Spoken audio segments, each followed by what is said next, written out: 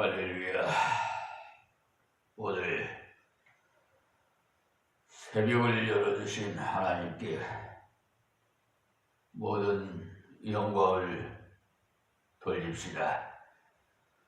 우리의 생명을 연장시켜 주신 하나님께 감사합시다. 오늘도 이 비천한 종에게 맡긴 이 귀한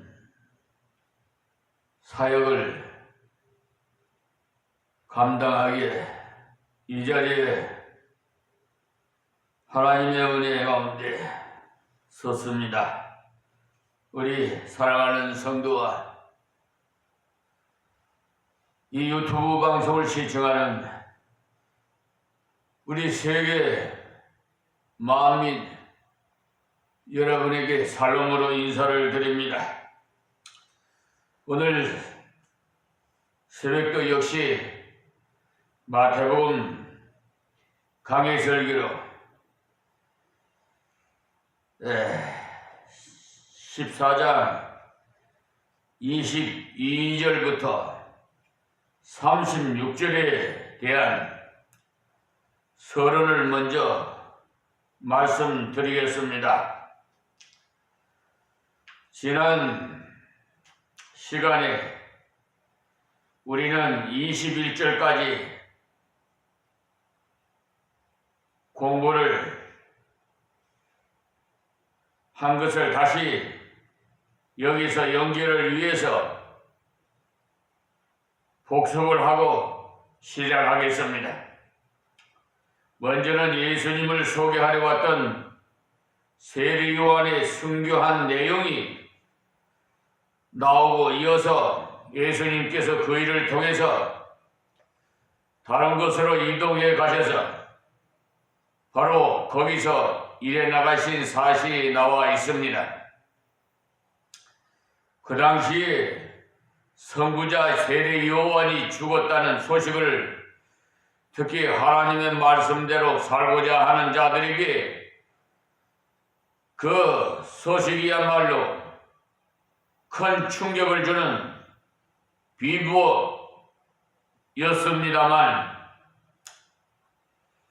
그들에게 진실한 지도자를 잃어버린 데 대한 상실감으로 극한 외로움마저 느끼는 고통의 때였습니다. 이렇게 요한의 죽음으로 마음이 더욱 가난해진 사람들이 세례 요한의 메시지의 주인공이신 예수님을 주목하여서 따라갔으니 그때 예수님을 향해 나오는 무리에게 주님을 먹여주시고 그리고 고쳐주시고 풍랑을 만난 제자들에게 예수님 자신이 풍랑을 주장하시는 하나님의 능력을 보여주심으로써 그들의 예수님을 꿋꿋이 따를 수가 있도록 그렇게 하셨습니다.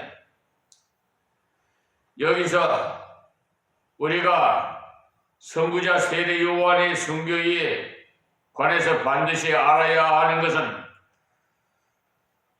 언제나 성경을 한쪽만 강조해서는 안 된다는 사실을 말씀드립니다.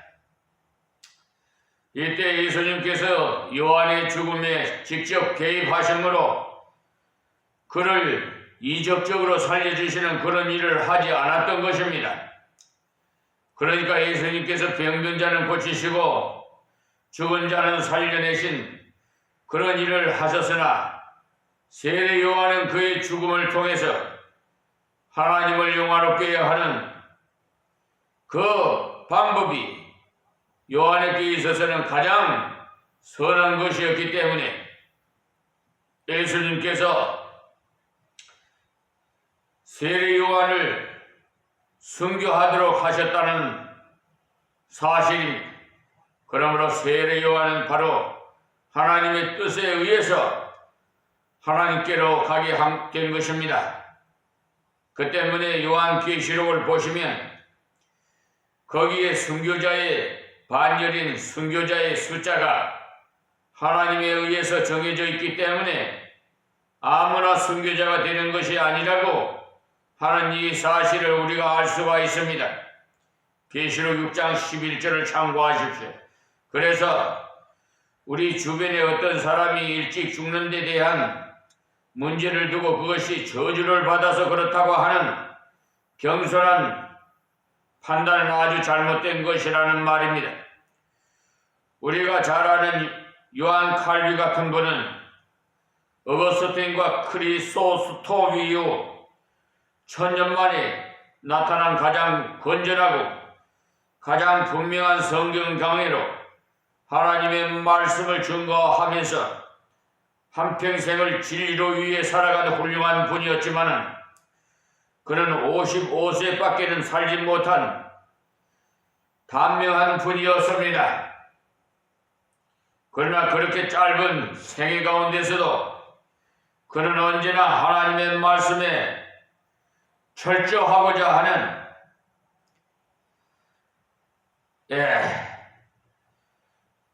지칠 줄 모르는 열정으로 그의 정기를 보면은 그는 25년 동안 1년에 286번의 신학 강좌를 담당하면서 연속적인 성경 강해를 해 나갔는데 한 가지 예를 들면 매일의 날짜가 적힌 200편의 신명기 설교를 1년간에 걸쳐서 마치고 이런 와중에서도 기독교 강요의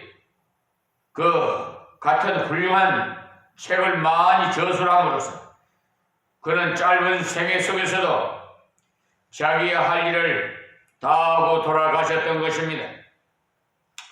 그리고 칼빈의 생애의 마지막 결론도 보시면은 역시 그는 자신의 신앙 성격을 따라서 돌아가시기 한두 달 전에부터 하나님 앞에 갈 것을 미리 알고 유언장을 아주 장문으로 기록해서 자기 제자를 시켜서 빌린 돈을 갚게 하는 등 아주 말끔하게 정리하고 준비를 철저히 하고 갔던 것입니다. 그러나 당대의 칼빈과 비교해서 외모부터가 크게 대조를 이루었던 것을 볼 수 있는데 우선 루터는 활력이 넘치는 건강을 소유한 얼굴이 넓고 솔직한 독일인에 걸맞게 그의 역사도 보면은 비진리를 부서뜨리는데 굉장한 역할을 했던 것입니다. 그런 반면에 칼빈은 체격이 가냘프며 연구 생활과 병약으로 인해서 창백한 얼굴을 가진 자그마한 불란서인으로 그는 새로운 교회를 건설하는데 굉장한 역사를 했던 것입니다. 그래서 가만히 보면 그 사람의 신앙 성격에 따라서 그의 생애의 결론도 좀 비슷한 것 같습니다. 우리 주위에도 보면 어떤 분들은 극적인 것을 대단히 좋아하던 그대로 가실 때도 보면은 극적으로 돌아가시고 또 어떤 분들은 조용하면서도 진지하게 준비를 잘하는 분들은 하나님께로 갈 때도 아주 준비가 잘 된 상태에서 가심으로 상당히 좋은 결과를 가져오는 것을 볼 수가 있습니다.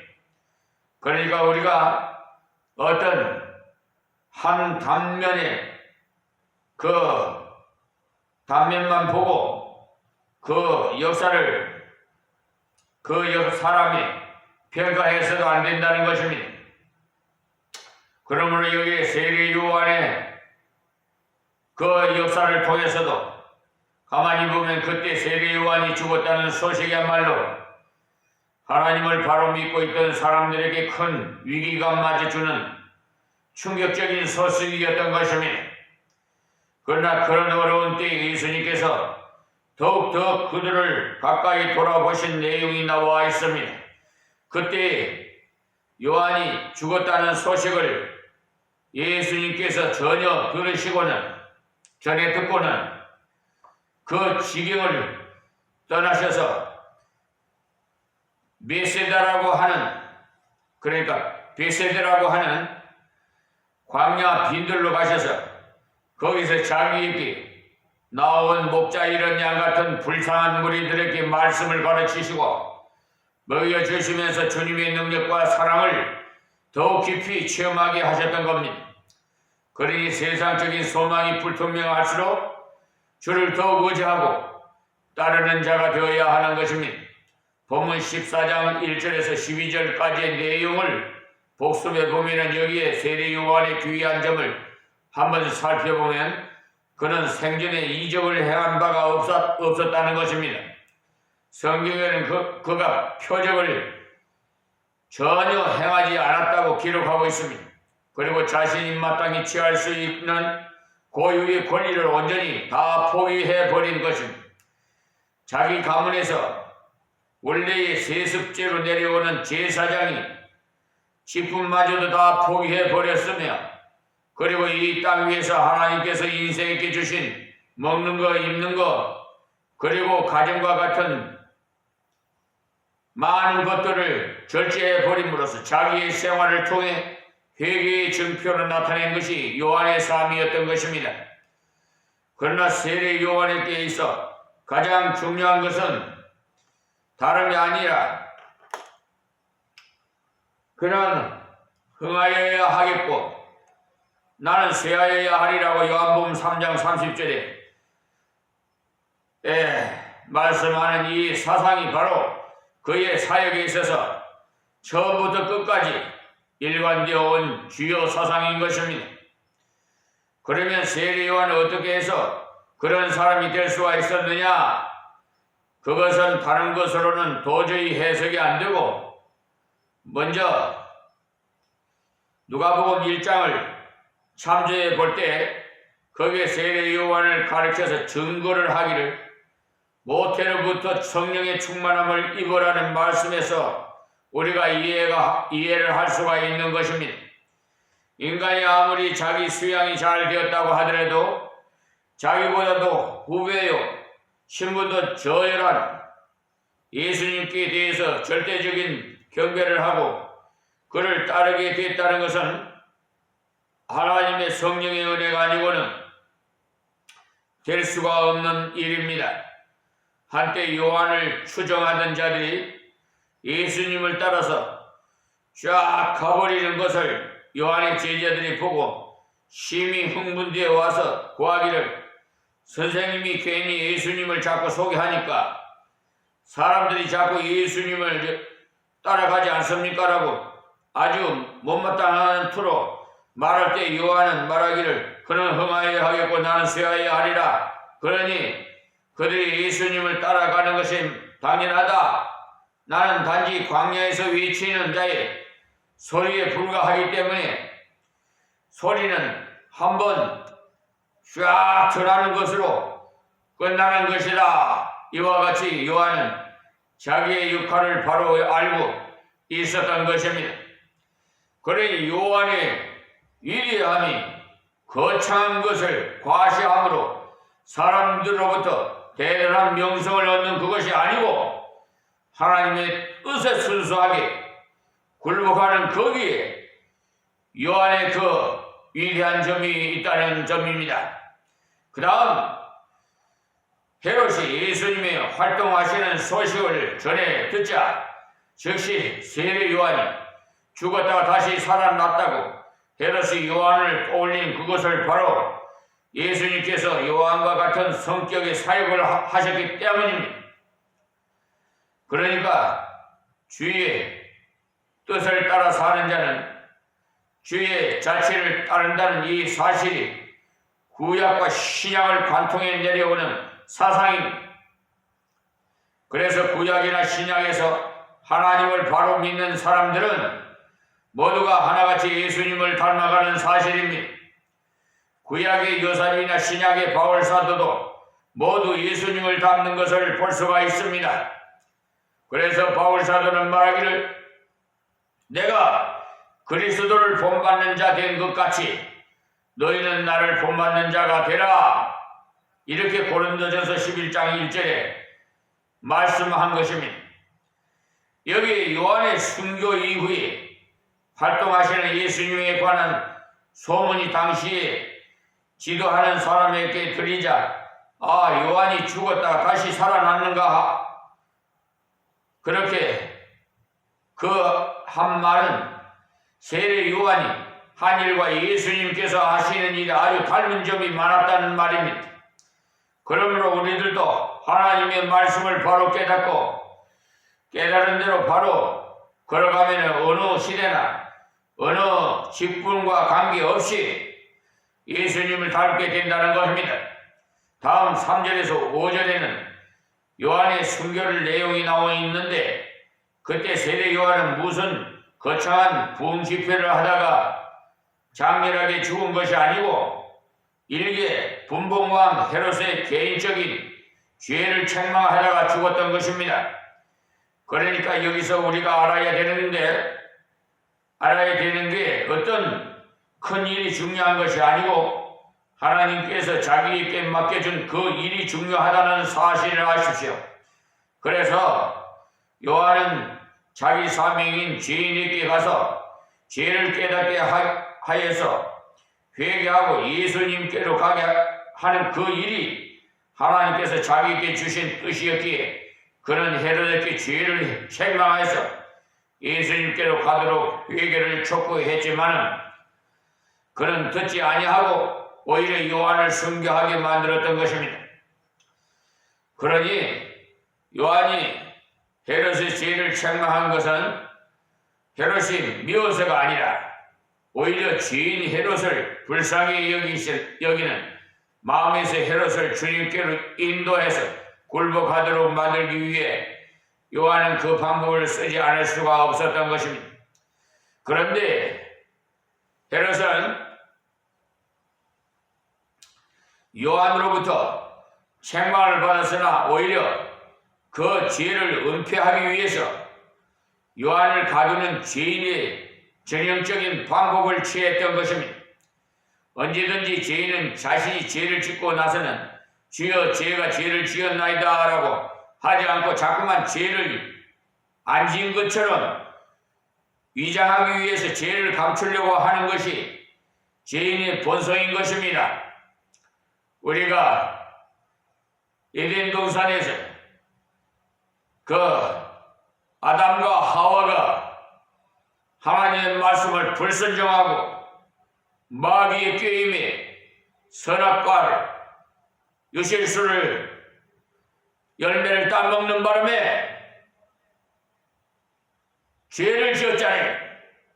그 죄를 불순종의 죄, 그 죄로 말미암아 결국 그것을 감추려고 숨었잖아요. 하나님께서는 그 아담과 하와를 에덴 동산에서 쫓겨낸 것도 불순종에서 일어난 거예요. 그래서 죄를 지은 자들과는 이렇게 철두철미하게 하나님께서 심판하십니다. 간섭하시고 이것이 인간의 사악함인 것입니다. 여기에 헤롯도 역시 요한이 자꾸 죄를 책망하니까 그의 입을 봉하기 위해서 요한을 가두어 좀 조용히 있도록 만들었던 것입니다. 결국 이런 방법을 헤롯으로 하여금 자신이 멸망의 길로 가게 만들었던 것입니다. 왜냐하면 죄는 회개하지 않으면 더욱 자라기 마련이고 그러면 결국은 돌이킬 수 없는 자리로 나가게 된다는 사실입니다. 그때 헤롯은 사실 요한을 죽이기까지 할 그런 생각은 전혀 없었던 게 다른 성경인 마가복음에 보면 또 그의 말을 들을 때 크게 번민을 느끼면서도 달게 들음이라고 한 것을 보면 알 수가 있어요. 그러니 세례 요한은 옳은 사람이면 틀림이 없다. 내가 시끄러워서 가두어 놓기는 했으나 그가 하는 말은 다 옳은 말이다. 이렇게 죄는 회개하지 않고 그저 요한을 의인으로 인정만 했기 때문에 결국은 춤추는 딸에 의해서 꼼짝없이 올무에 걸려들어 요한을 죽이게 되는 그런 자리로 나가게 된 것입니다. 이렇게 불순종하는 마귀 사탄이 꾀임에 받아서 더 깊은 곳으로 빠져들어가요. 오늘 제가 서울중앙지방법원에 가서 저 불의한 대법관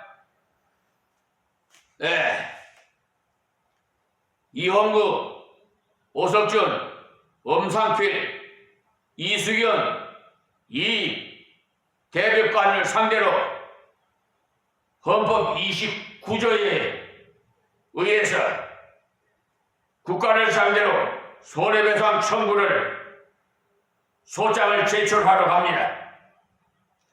또한 이들은 법관 징계위원회에 제가 신고서를 제출할 것입니다.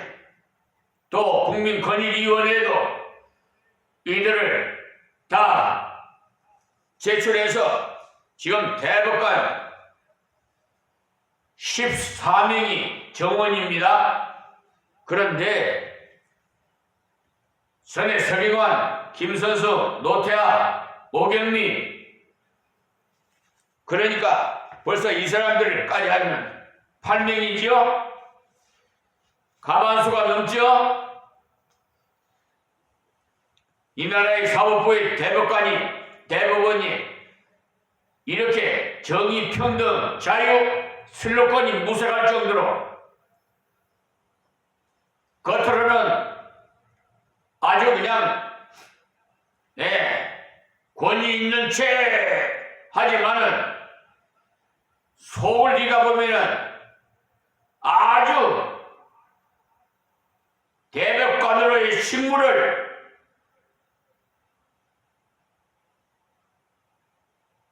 참으로 수행하는데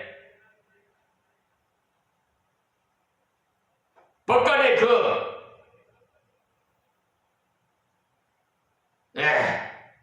품위를 손상하는 그런 못된 짓거리를 해요. 아니 내가 민사소송법 211조에 의해서 판결 경정신청을 내었는데 그것을 항의를 하자. 아니 이것을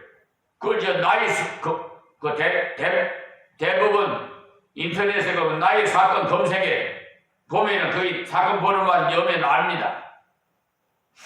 그걸 확인해 보니까 그거 신청한 지도 오래됐는데 그대로 남아있어요. 그걸 신청을 했으면은 대부분 2024 가경하고 사건이 다시 부여가 돼야 되는데 그냥 있어서 내가 항의를 좀 했더만 이것을 싹 삭제를 해버리고 내가 재심도 청구지도 안 했는데 재심 해가지고 대부분 2024 재다 이래갖고 뭐야 2553부 번인가 해갖고 손해배상 이렇게 조작을 해놨더라고요. 참 이게 자꾸 죄를 키우는 거예요. 그러니까 그때 내가 얘기를 할 때 잘못됐습니다. 제가 즉시 수정하겠습니다 하더니 해야 될 거 아니에요. 그런데 그것을 합리화시키려고 정당화시키려고 죄를 자꾸 더 키우고 있어요. 그러니까 하나님의 사자인 김정성 목사를 아주 그냥 우롱하고 바보를 취급하여 능멸하여 그러한 행동을 하는 못된 작자들이 하나님께서 빛과 소금의 역할을 감당하라고 해서 직접적으로 사법부의 기득권 세력들 그냥 처음에는 권면을 합니다. 그래도 듣지 않으면 직접 그냥 현 사회 법으로 제가 직접 민형사, 형사, 행정 등등 모든 것을 다 하나님께서 이 법을 15년 전부터 계속해서 저희께 가르쳐 주시고 팩트를 해요. 즉시. 그러니까 쉽지요. 주님이 주신 멍에는 쉬워요. 순종만 해보세요. 여러분들 구하는 거 하나님 앞에 합당한 거 구하면은 하나님께서 응답해 주십니다. 여러분들이 성령에 사용하고 매 쓸데없는 짓거리를 하니까 하나님께서 응답하지 않지. 여러분이 정직하고 진실해 보세요. 축제에 같은 자들이 아무리 구해도 줍니까? 어린애가 칼 달라고 하면 쓸 줄도 모르는 어린애한테 칼을 줍니까? 합당한 것을 줘요. 그래서 하나 구하면 2개, 3개도 줘요. 성경은 말하기를 야고보서 1장 15절에 욕심이 잉태한 즉 죄를 낳고 죄가 장성한 즉 사망을 낳느니라. 그러니 죄는 품지 말고 버려야만 하는 것입니다. 그래서 요한복음 8장 44절을 한번 참고해 보세요. 요한의 제자들은 어렵게 죽는 선생을 장사하고는 예수님께 가서 그것을 고해 드렸던 것, 여기에 세례 요한은 자기의 사명을 다하기 위해서 목숨을 버렸으니 충성된 하나님의 일꾼인 것입니다. 우리는 사람들의 표준으로 그저 많은 일, 큰 일, 거창한 일 하려고 하는데 그런 자세보다 하나님께서 내게 맡긴 일, 내게 주신 일 이것을 진실하게 바로 감당하는 그 사람이 하나님의 일꾼이라는 것을 아십시오. 그리고 13절에서 21절에 그 내용을 보면 예수님께서 세례 요한의 순교한 소식을 듣고는 배를 타고 그 지경을 떠나서 빈들로 가셨다는 그 사실, 이때 예수님께서 확실히 충돌을 피해서 간 것이 틀림이 없습니다.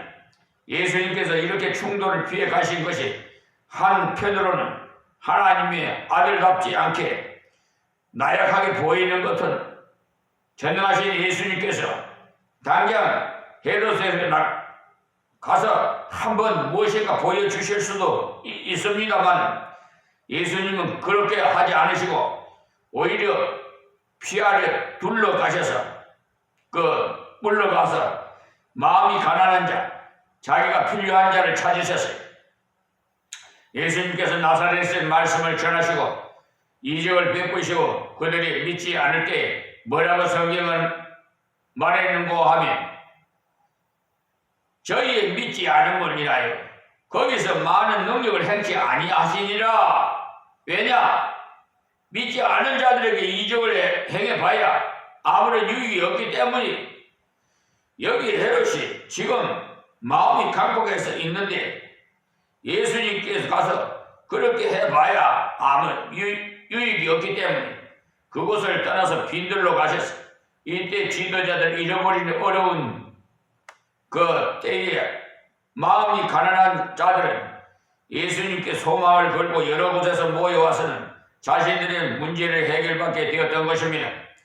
그래서 병을 고치고 말씀을 듣고는 마지막에 보면 그것이 빈들이기 때문에 무리들이 먹을 것이 없어서 지금 이 문제는 어떤 병자만 겪는 일이 아니라 여기에 모인 공동체가 다 함께 겪는 일이라는 것을 우리가 예수님을 따를 때 특별한 은혜도 받고 특별한 권능도 체험하지만 한편으로는 일반적인 사건에서 제외되지 않는다는 사실을 아십시오. 우리가 주님의 권능과 은혜를 받았다고 해서 그 사람이 밥을 먹지 않고 신선 노릇만 하고 사는 사람이 아닌 것입니다. 이 땅에서 큰 체험을 한 사람이라고 육을 입고 사는 삶에서 제외되지 않습니다. 그래서 우리가 잘 아는 에녹의 삶이야말로 이 땅 위의 성도의 삶에 참된 귀감이 되는 것입니다. 성경은 말하기를 에녹은 또 무두셀라를 낳은 후 300년을 하나님과 동행하여 자녀를 낳았으며 그가 365세를 향수하였더라. 에녹이 하나님과 동행하더니 하나님을 그를 데려가심으로 세상에 있지 아니하였더라. 창세기 5장 21절에서 24절 말씀을 참고하십시오. 참조하십시오. 거기에 나오는 에녹의 일생에 관한 그런 기사가 우리에게 있어서 아주 중요한 말씀인 것이 거기에 300년이라는 말은 긴 세월이라는 말이고 자녀를 낳았음이라는 말은 평범하다는 말입니다. 그러니까 300년을 하나님과 동행하며 자녀를 낳았음이라는 그 평범한 생활 중에서 하나님께서 같이 해주셨다는 말입니다. 이와 같이 저와 여러분이 에녹과 같이 삶을 사시기를 바랍니다.